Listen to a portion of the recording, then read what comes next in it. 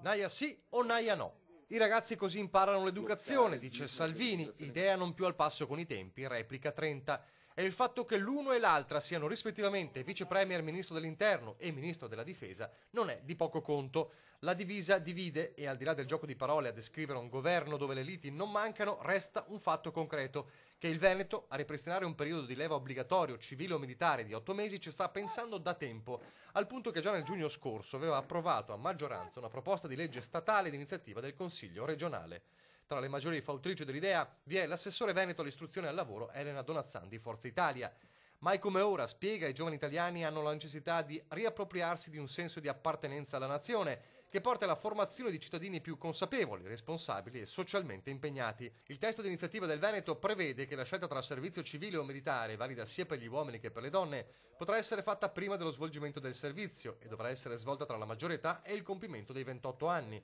con un servizio effettuato nel territorio della propria regione.